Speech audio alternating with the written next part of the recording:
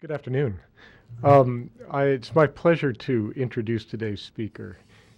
NJ Chow it comes to us all the way from Taiwan, where she just arrived yesterday, looking remarkably in pretty great shape for someone who's just flown around the world. For which she's to be congratulated. Obviously, a hardened anthropologist.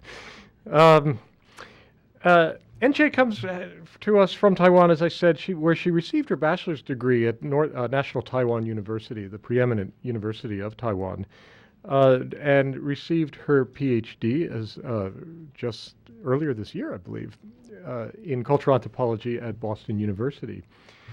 NJ did her fieldwork in Java on the interactions between Muslims and Christians in a truly sort of cutting-edge issue for anthropologists, and obviously one of enormous importance. She has won a number of fellowships and research grants, including the Best PhD Dissertation Award from the Taiwan Association of Southeast Asian Studies.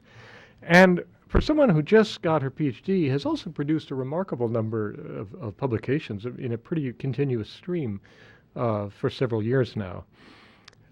So I certainly am very much looking forward to this talk, which I believe is we can take this as being a trailer for the book that she's working on. She's currently on a postdoc at the Academia Sinica and working on a book with the title Dialogic Religiosities, Subjectivities of Charismatic Christianity and Contextualist Islam. So please welcome Enche Chow.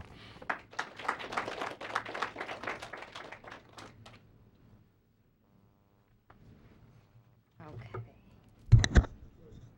Should we dim the light?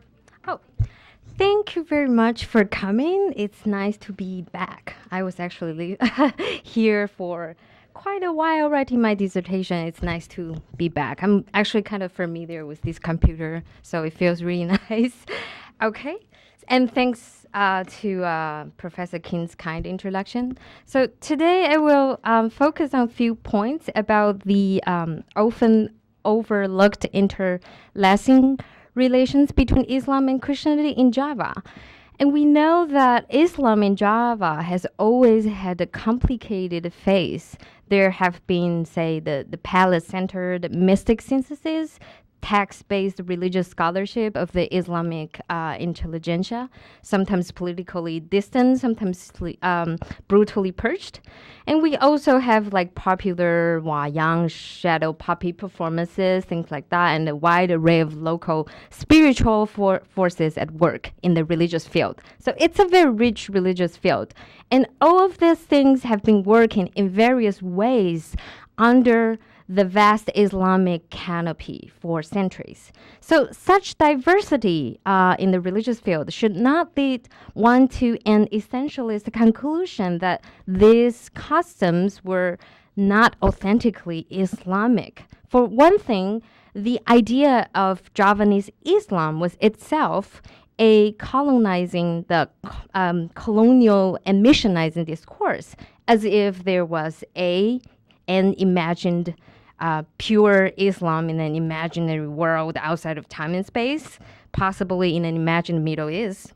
So like any other discourses about syncretism, like Javanese Islam, that kind of syncretism, it is less about a rigorous study of genealogies of religious practices, which makes virtually all religions syncretic. Rather, it is more about who has the authority to define syncretism and its worth.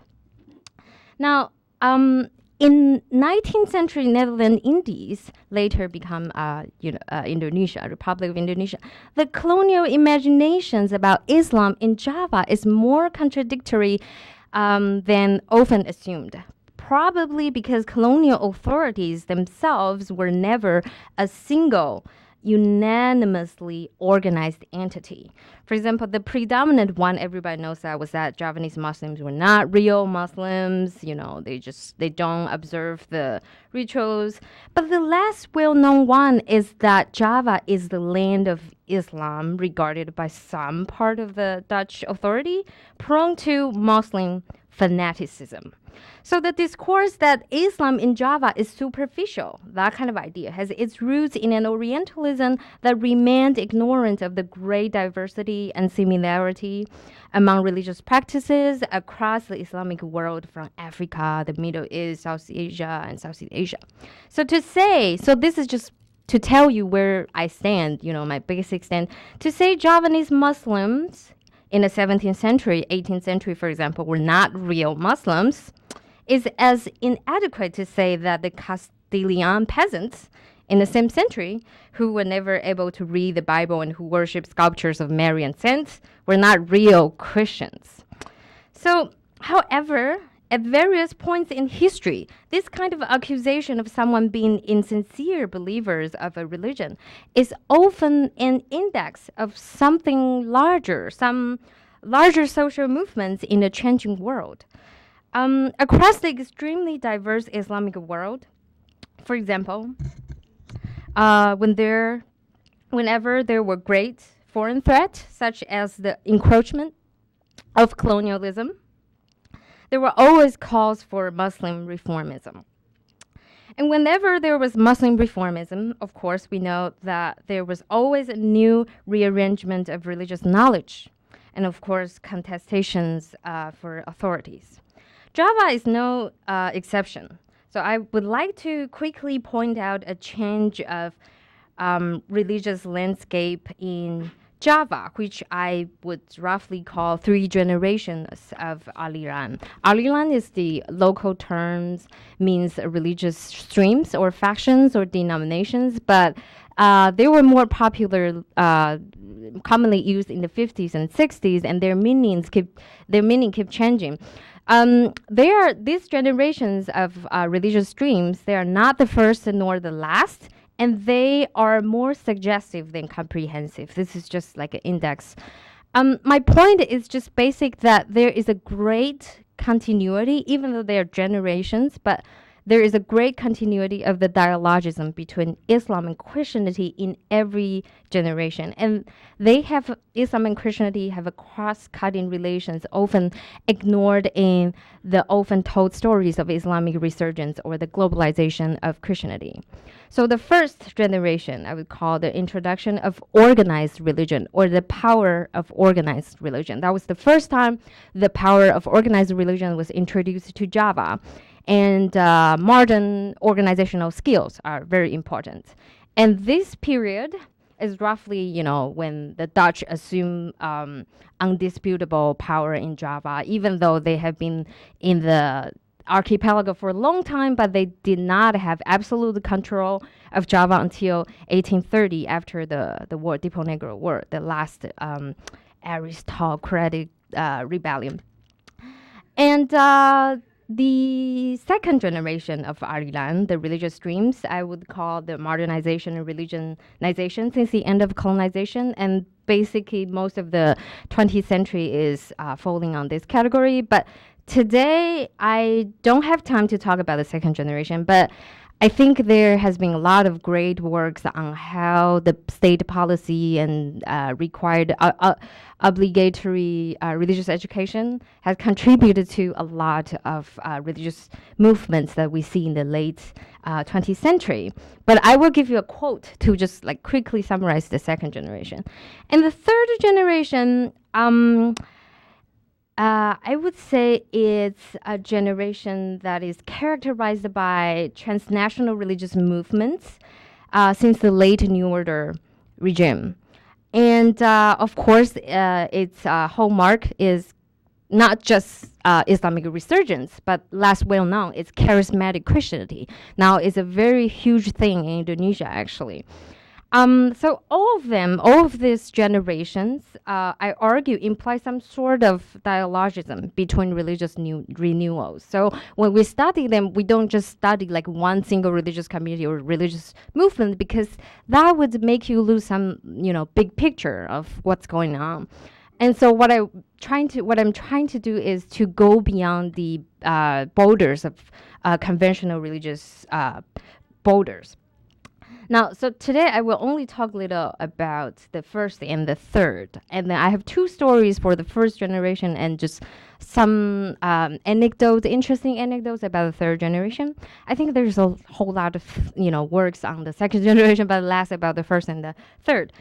And let me just quickly, because we don't have much time, let me quickly talk about my methods.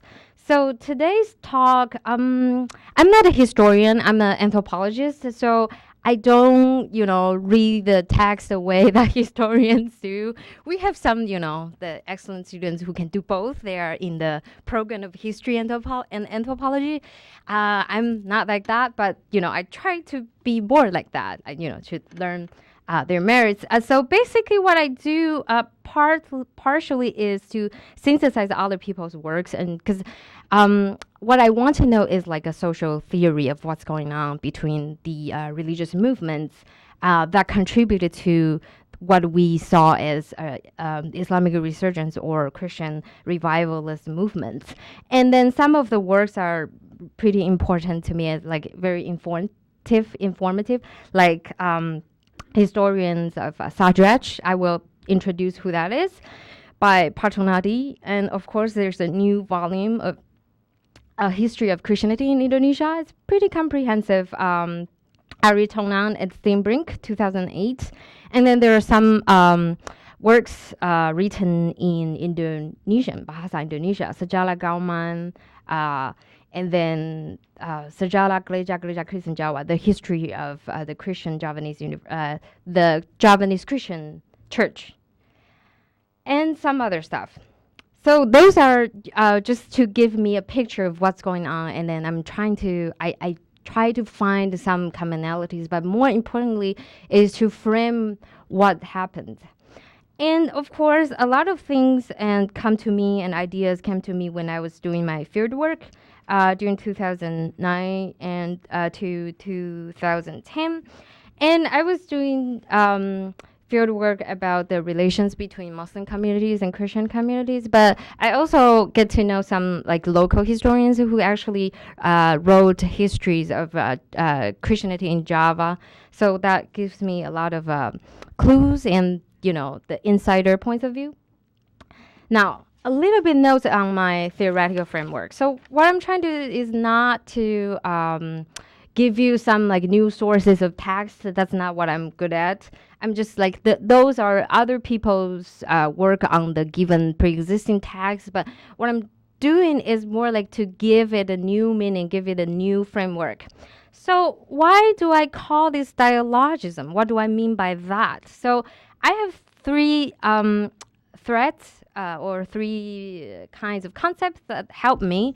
They're all from Bakhtin theory, especially dialogical imaginations and the speech genres.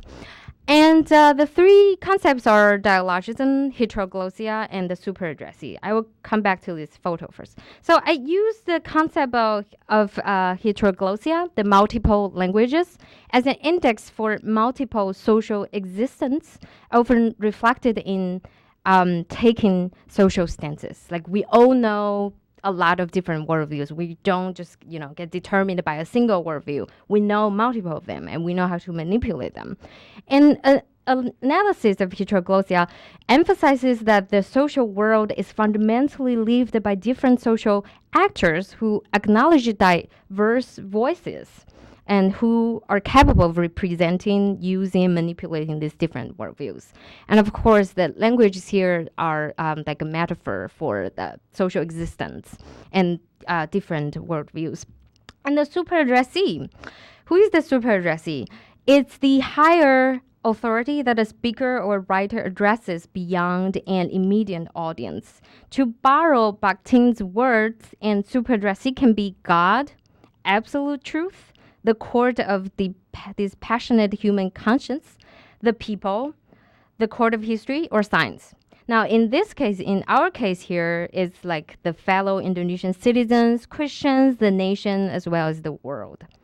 Now, so you are, whenever the social actors take some social actions, he or she is not the first speaker or the first action taker.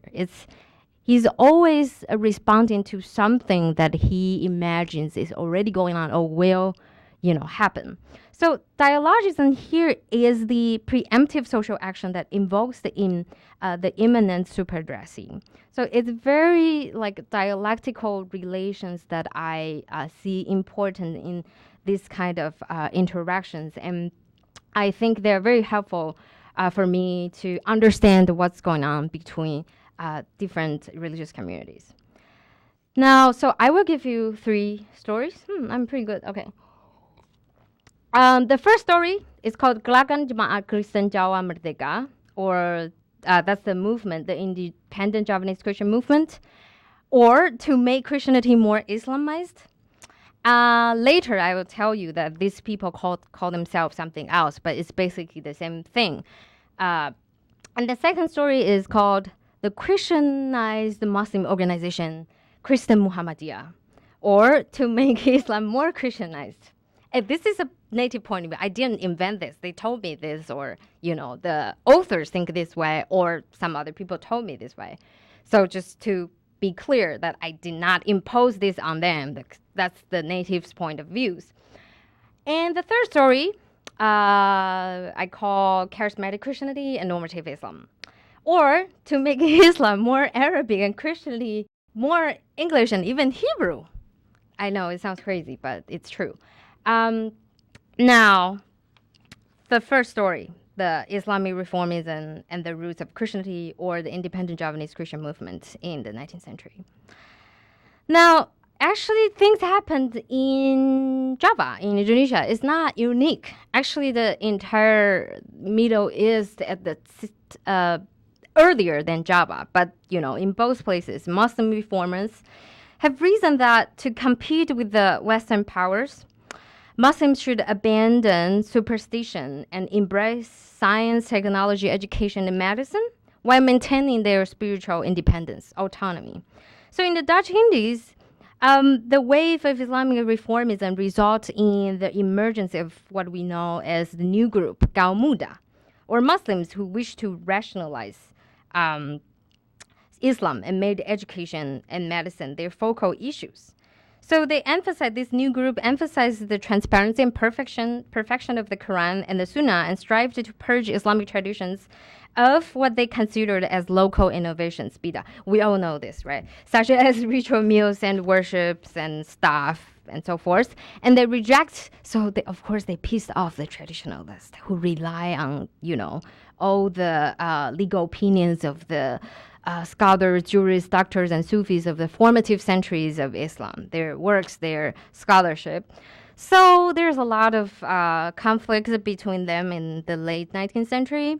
And later, the same thing would, repeat again later in the 20th century. But at the same time, both the old group and new group, and which is less well known, had a common enemy, which is Christianity, because both of them were critical of the Christian missionizing activities in Java.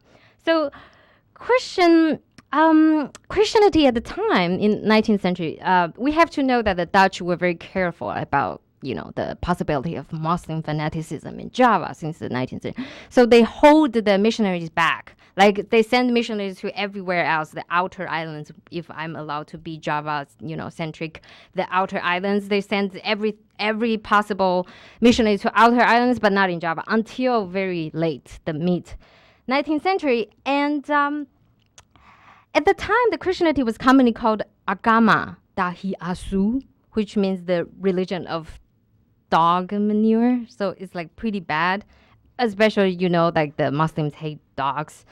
So a religion, they think, that forced the people to ignore traditional customs, including circumcision, almsgiving, Slamadan, and wayang, the ritual meals, and wayang, the shadow pop. And so Muslim leaders, including the Haji, Santli, Modin, and village leaders, all these different kinds of Muslim leaders, often rallied to denounce Christianity for destroying their culture, denying their Javanese identity, ethnicity even, and collaborating with colonization. So basically the point at that time is like to say one cannot be Christian and Javanese at the same time.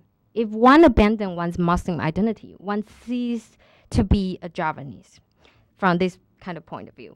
And so these leaders want their people to stay away from missionaries and ridicule the Javanese Christians as Longdo Urung, Jawa Tanggung, meaning not yet Dutch and half-baked Javanese. Oops. So the general rejection of Christianity in society was the reason why initially only more overtly Javanized forms of Christianity gained currency among lower class Javanese in the rural areas, in contrast to the small enclaves of European and Euro-Asian Christians in the city. The degree of openness toward Javanese customs and Muslim identity was an important index in differentiating the kinds of agents of evangelization in Java in the late 19th century. Oh, wait, I forgot to explain the photo to you. So this is basically the how dialogism works. So we often hear that there is some sort of events, activities called inter-religious dialogue going on. If it's inter-religious dialogue, it doesn't have the brain is empty. Well, it's not empty. It's the brain is basically just like a single-minded thing. Like, I'm Christian, you are Muslim. I'm Muslim, you are Christian. Let's have a dialogue. But this is not inter-religious dialogue. This is what I call dialogism. Is that I am before I'm a Muslim, I'm also someone who is thinking about how other people think Muslim and Christians are and how they interact with each other. So it's like a very reflexive but also multi-layered kind of being and consciousness. It's not just like I am determined by Islam, you are determined by Christianity, let's have a dialogue. It's more like, the world is thinking Christianity this way and the world of Islam is thinking this, but then there are multiple, subtypes within each of them. So the brain, there can be like infinite kind of that two icons inside of each of their brains. So their brain is like crazy. But of course, we don't, they don't overthink. There's a limit. But this is just to show you that the human brain is very complicated. It's not just like one icon. Okay, I hope that's clear. All right. And so I said there were two kinds of agents of evangelization of Christianity in Java in the late 19th century. One kind is this agonized, anxious, frustrated, sometimes jealous European missionaries. There was no American yet. European missionaries who insisted on the rigid boundaries between Christianity and Javanese customs. And this kind of people, they were miserable because they could not convert anybody. Nobody is interested in like, what? Like, yeah, it sounds so cool. And we already know Jesus is, Isa or Masih, but, he's not the Son of God. Like, are you kidding me? So it's not really working. And the other kind is the heretically charismatic indigenous or at least half indigenous Christian Kiai. Now, Kiai, if some of you do not know what that means, it's the same title that the traditionalist Muslims call their headmasters of Islamic boarding schools, the Kiai. It's like the Indonesian version or Javanese version of ulama. But ulama is actually a misuse of Arabic because it's the plural of alim, which means religious scholars. So it's like a multiple misuse of language, but basically you have the idea. That's the religious scholars and usually the headmasters of Islamic boarding school. Now, these people, this new Christian Kiai, well, how can Kiai be Christian or how can a Christian be Kiai? Well, that's how people understand them at the at the time. So for these people, Christianity is but another form of ilmu in Javanese knowledge. So you can be both at the same time, and that's why it's so dangerous.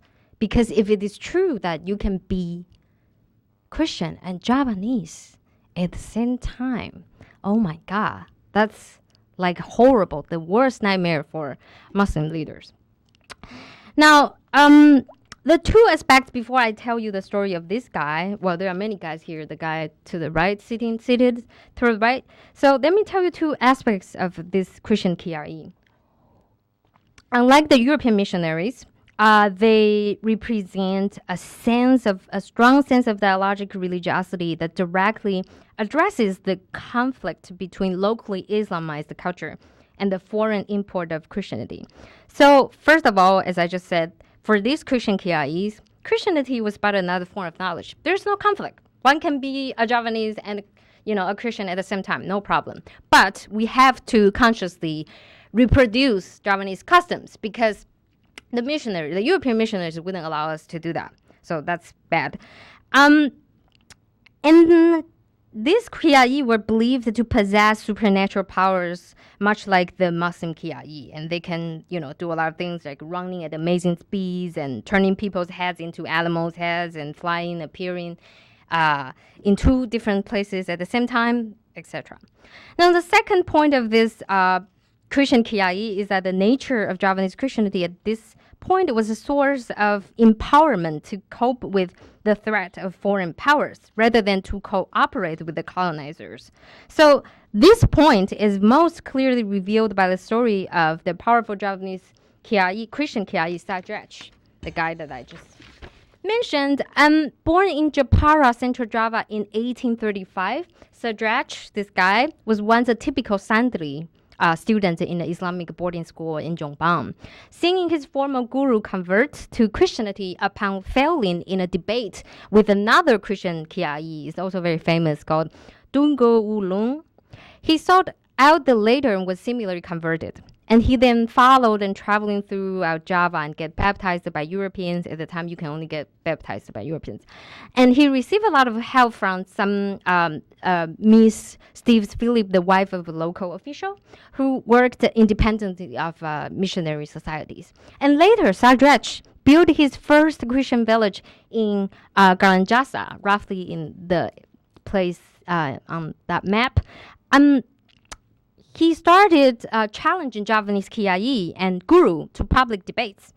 Upon defeating this originally already mysticism-prone KREs, he would accept their conversion along with all of their followers.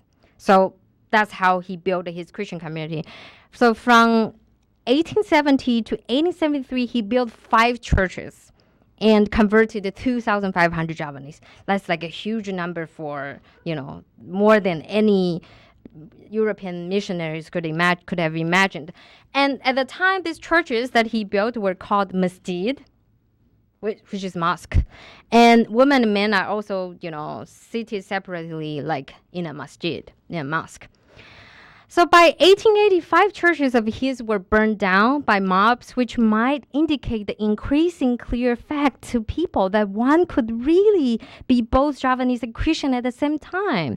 So Sajrach attracted masses, but he also made many his enemies. He had many enemies, so he was later arrested by the government. Actually, a lot of people already wanted, seize the opportunities to take him down. And the reason that he got arrested was because he instigated his followers not to accept the vaccination against smallpox. So when released, however, he was released soon. When released due to insufficient evidence of crime, he returned to an even stronger position among his followers, who in 1882 named themselves Golongan Wong Kristen Kan Merdeko. This is in Javanese, which means the group of independent Christians. So it is possible that, suggested by the historian of Sajrach Tonadi, that the word Merdeko, independent, was suggested by this guy, is Jacob Wilhelm. This is a Dutch missionary who was typically very close to Javanese and earned their trust. And he viewed that one should be able to determine one's own fate in the Indies as in the Netherlands. So there were many societies who wanted to incorporate, to just, take away all the fruits that Sadrech has harvested.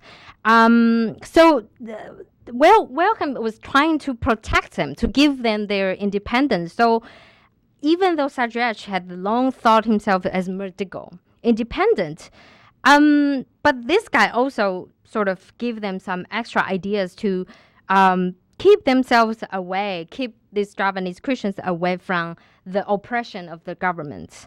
Now, so he helped them to gain recognition from the government and recognize their rights and freedom. So around 1909, there were about 5,000 Protestant Christians in Central Java, 5,000. Sadrech's followers not included. But then Sadrech's community was already a lot bigger before them.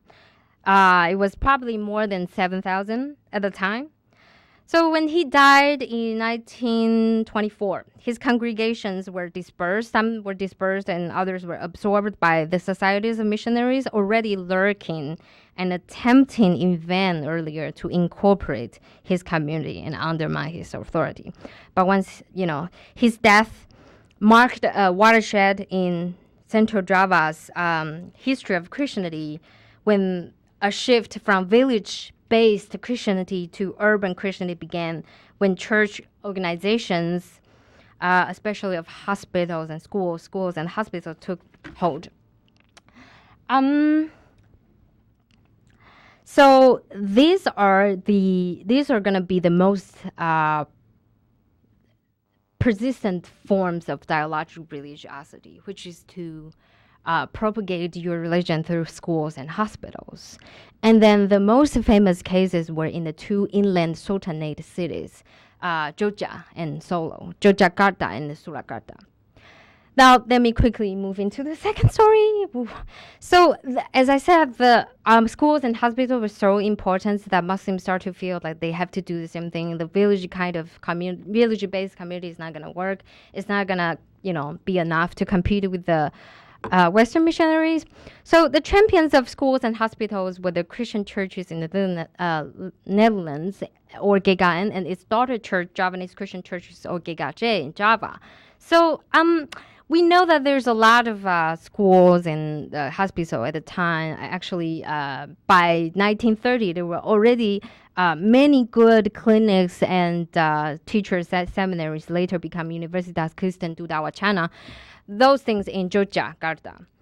Now, Christians' influence critically explained why it was in this southern part of Central Java, not the supposedly hardcore Sandri Pesisir, northern coast, where Muhammadia, the most influential reformist Muslim organization in Indonesia, was brought to life. Now, Muhammadia was conceived fundamentally in line with a kind of dialogical religiosity that directly addresses the question of, as I said, education, healthcare, hospitals, transmission of knowledge. So the founder, this guy of Muhammadia, everybody knows his name, Ahmad Dahlan, was known as a great Islamic revivalist and a social reformer by being committed to social and educational activism. But much less well known is the fact that he had close relationship with some Christian missionaries. We have limited, knowledge about this, but what is certain is that he was called by his Muslim opponents as Kristen Putih, which means white Muslim Christian. What?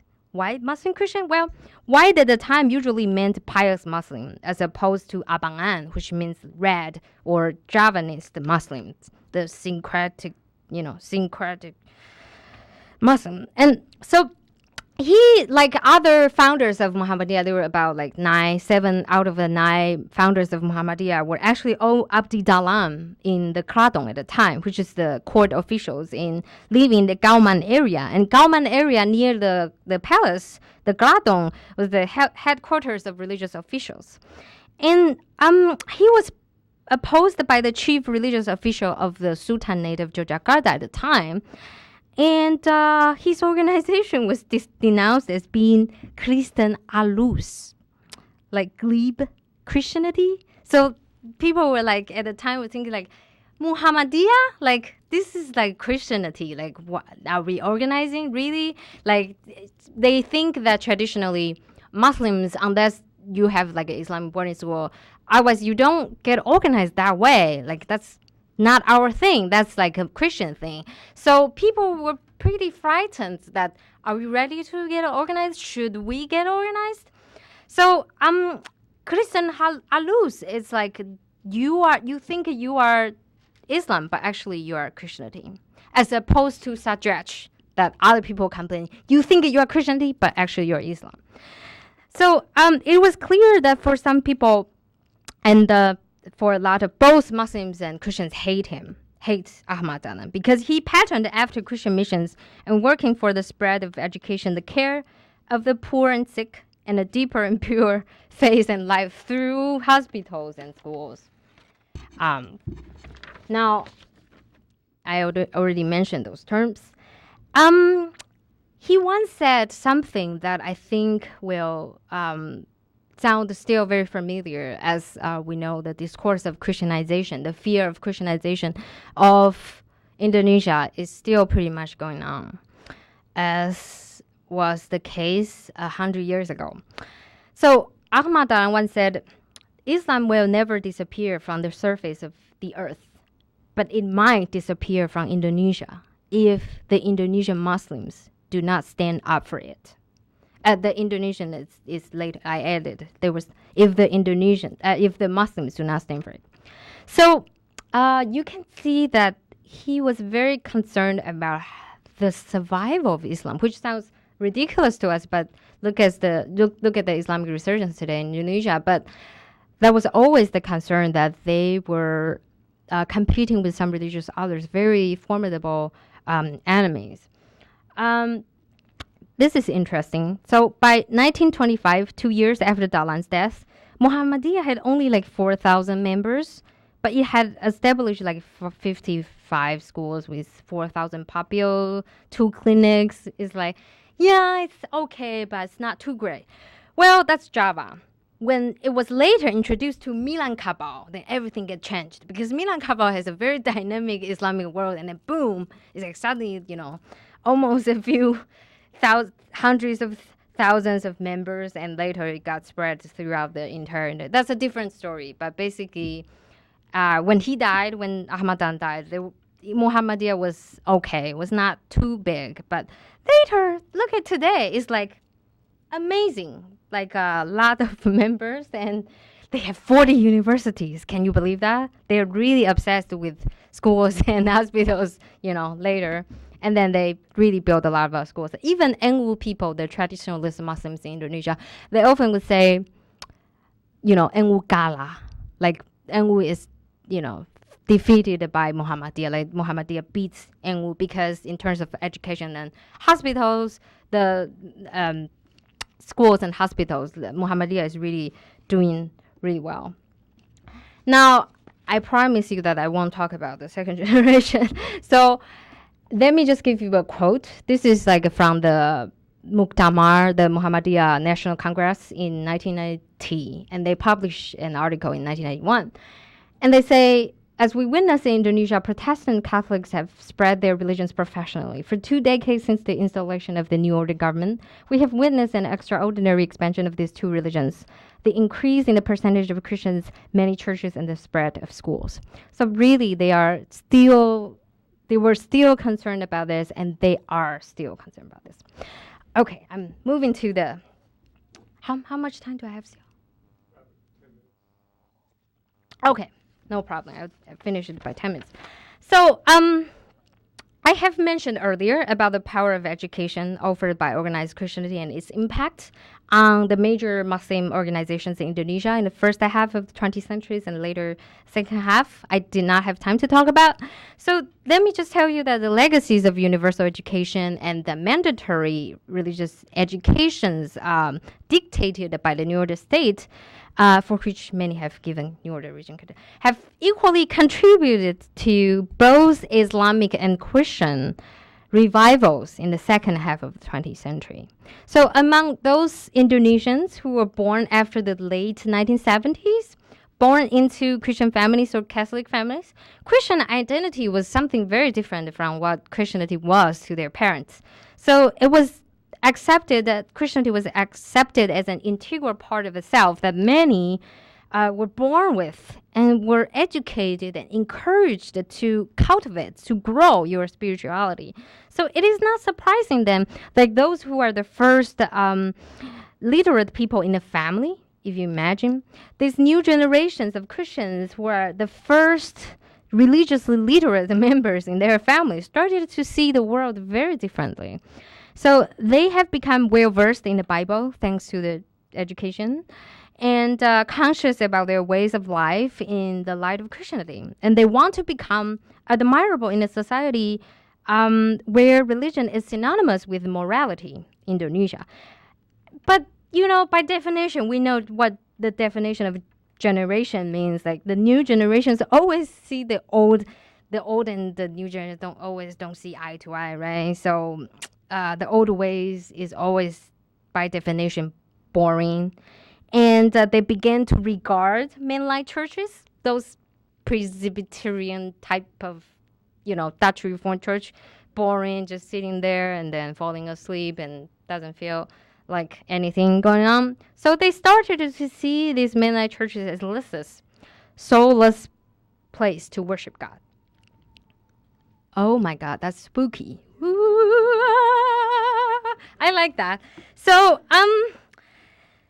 this was like the domestic internal factor. And there is the external factor, of course. Now, the external factor, Pentecostalism. Whoa, this thing since the 1980s sort of swept the entire globe. Pentecostalism really took advantage of this request of a vibrant Christian identity among those who had nominal Protestant Catholic families or parents. So when you go to Indonesia like today, you can often meet like born-again Christians. They would tell you that, yeah, my parents, they are just nominal Christians or nominal Catholics. And my grandparents, they are like, I don't know, Konghuju or animists or, they are not. Many of them are ethnic Chinese, but not always. A lot of them were from eastern part of Indonesia. So Pentecostal, it's a different story, but Pentecostalism is really a minority movement, but not necessarily Chinese movement. So as a result, after the 1980s, we know that before then, the post-anti-communist period in 1965 and between late 1960s and 70s, there was a huge mass Christian conversion. But that period ended for there was no longer widely approved the cultural political incentive to convert to Christianity, because that was a time that when the government was trying to combat communism, so they forced everybody to choose a religion. And then many of them were had some problem with Islam, so they decided to convert to Christianity, and others did not have a religion according to the state. Those, kepercayaan, the local custom, that's not really religion, so how about Christianity? So that kind of thing. That period ended.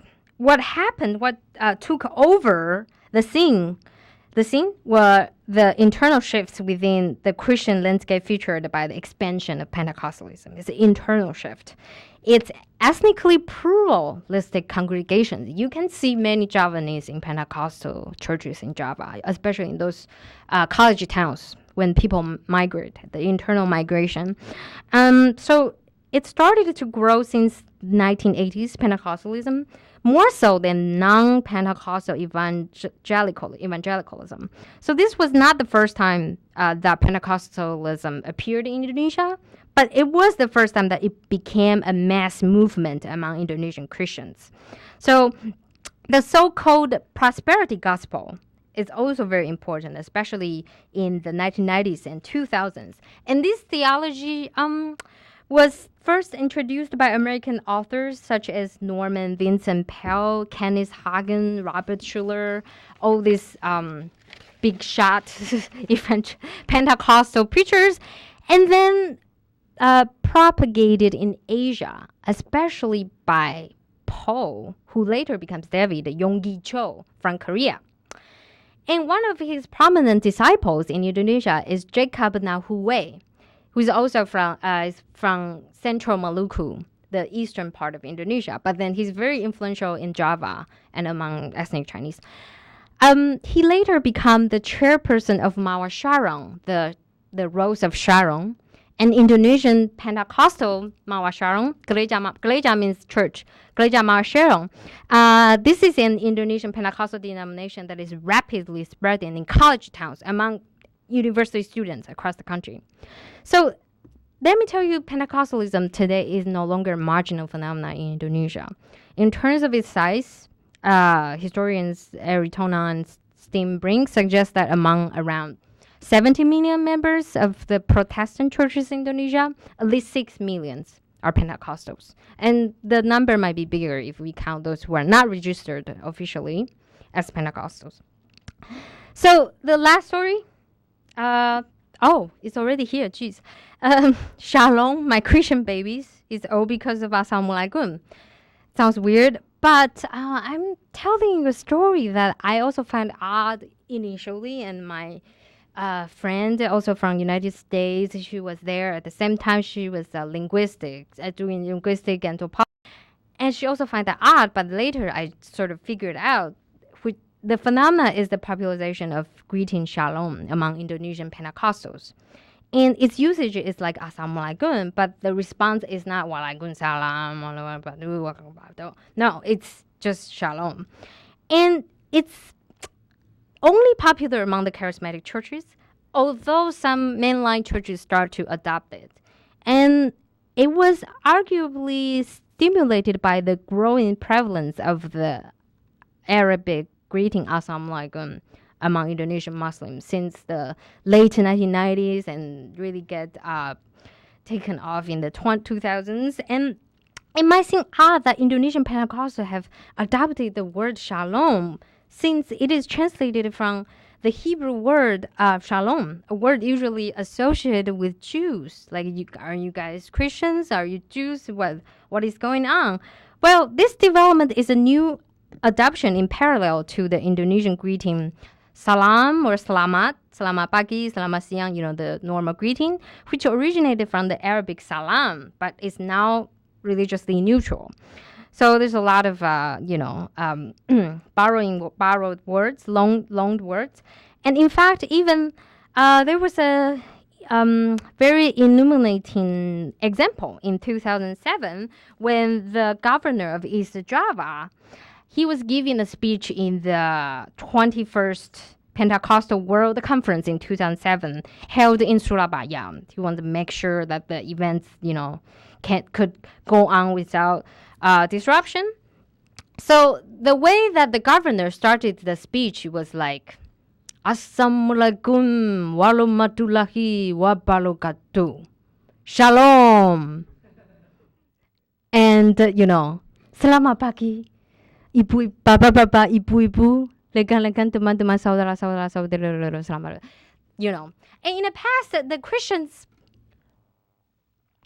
sometimes you have to say salam sejahtera bagi kita semua for the Christians because they feel like there's nothing else to say and it's kind of lame. Like, the Muslims can say Assalamualaikum. That's sounds really cool and long and authentic, and we don't have anything else to say. So it's like, what can we do? Like, salam sejahtera bagi kita semua. It's like, maybe it's a little bit lame. And then they found this shalom. Well, the shalom thing is not only unique to them, but I found this in some other Chinese circles in China, maybe in some Taiwanese circles and in Singapore.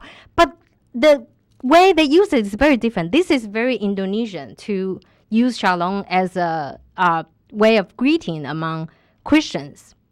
Like in front of emails, text, or just in front of a sermon, shalom, everybody was like, shalom, and you just feel like, what is going on? Well, that's exactly what I mean by dialogic religiosity, because when the Muslims have Assalamualaikum, what do you have?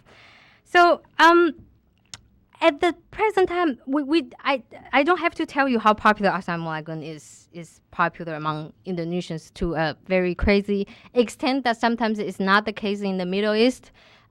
They were used differently, but I don't have time for that.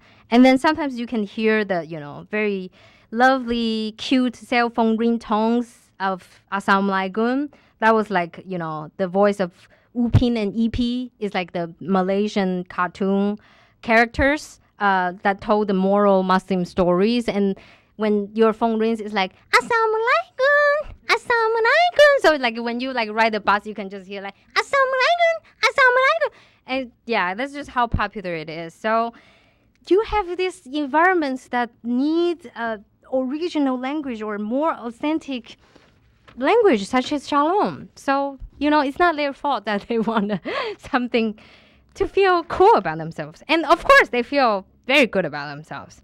So to better comprehend its popularity, the popularity of Pentecostalism among Indonesians, it is necessary to situate the new greeting style in the public sphere where a competition of religiosity has been taking place since compulsory religious affiliation in the 1960s, and where religious identity markers have obtained new momentum via technology such as media, the internet, in the post-Soeharto era. Because really, the Pentecostals, they are very technology savvy. They always hold services like rock and roll concert. It's very amazing. And actually, my fieldwork suggests that there is a trend for Christians to amplify or even invent new rituals. For example, even among those Mennonite churches, in seeming contradiction with their Protestant backgrounds, they started to adopt the Catholic ritual of Ash Wednesday as their own. So there's also, things going on between the Pentecostal churches. For example, some of them start to have like outdoor walk of exorcism that aims to eliminate harmful spirits and transform the souls of the city's residents. And there is some other interesting going on. For example, like 7 years ago, the church that I work with, the Pentecostal church I work with, had a prayer service every morning besides Sunday at 4 in the morning. I'm not kidding, 4 a.m. Around the same time, well, slightly earlier than the Muslim perform when the Muslim perform their first prayer of the day, subuh. So whether consciously or unconscious, there is some evident competition with or influence from Muslim religiosities among Christians in recent years as well. So a staff member of that church, that she told me, she once joked that they Muslims pray at 5, so we pray at 4. If one day they decided to pray at 4, then we will pray at 3. And it was like, are you kidding me? Pray at 3. Okay. So my conclusion is this. Yes, I'm concluding.